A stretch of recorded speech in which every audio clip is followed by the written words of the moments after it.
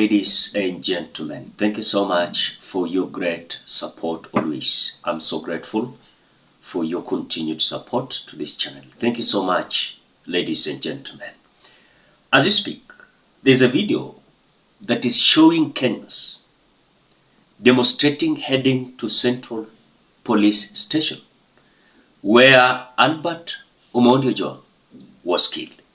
This is the video.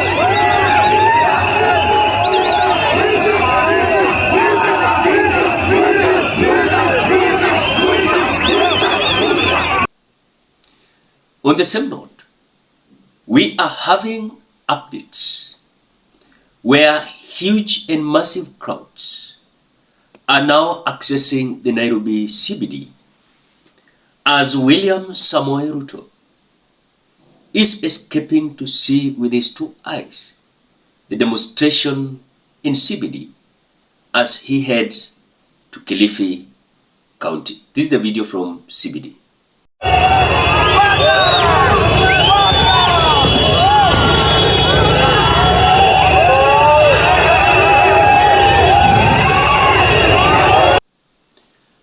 On the same note, Kenyans, as Kenyans illustrated the reason why they were storming the streets, we are being told that tension is continuing to brew at State House as a security tighten across the government institutions or other independent institutions. On the same note, remember, as we are keenly watching how things are going on, you can see several roads being closed and even the town service vehicles condone not access Nairobi CBD. Their fear is that Kenyans might use those public vehicles to access the Nairobi CBD. Despite of that, Kenyans have maintained, despite of the town service vehicles are being blocked not to access Nairobi CBD, they are accessing the CBD while walking.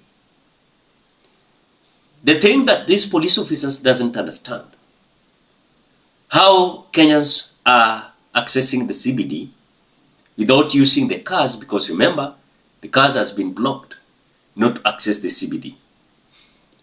The question, as the demonstrators are coming out to understand, the only place they are having to storm and present their petition is that the Central Police Station where the criminals decided to kill Albert Omondi Ojwang and they tried to cover up.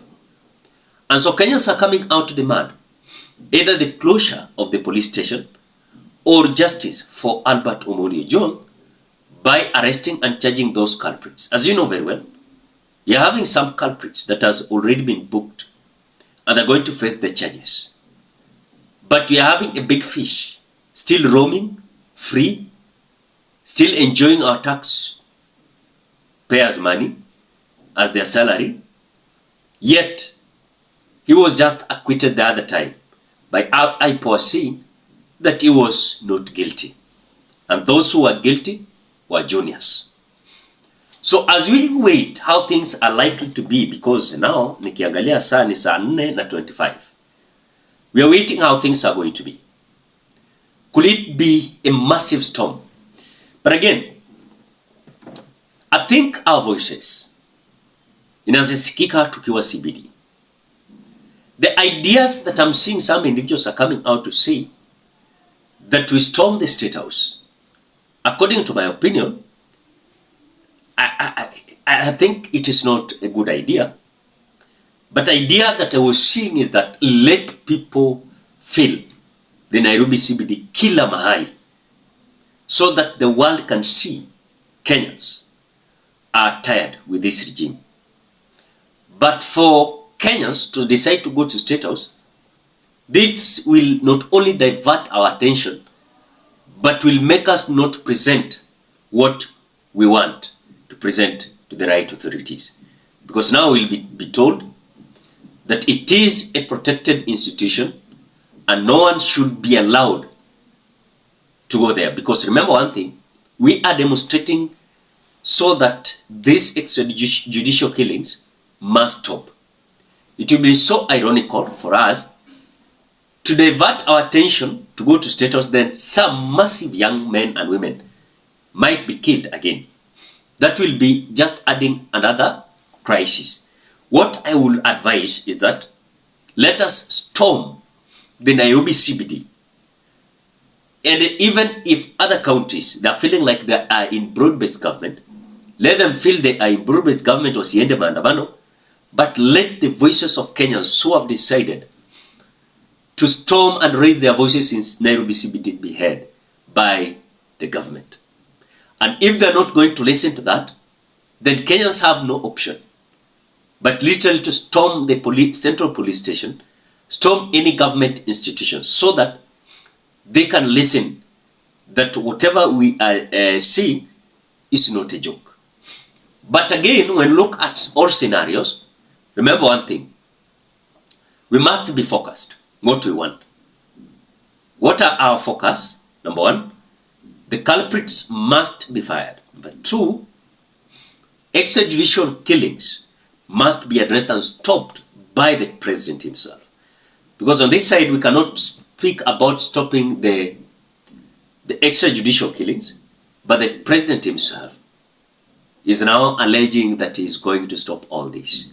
I think there are several issues there that you must see when you see them defending the police. On the same note, they are like, oh, Kenyans, you must behave well because we have just only one country. They also must understand we are having one country and extrajudicial killings must be stopped. So you've seen this, the massive crowd now heading to Central Police Station. So we're just waiting how things will be. Ladies and gentlemen, ensure you like the video. And don't forget to subscribe, like, and comment at the comment section below. Otherwise, thank you so much. Bye-bye till you meet in another video.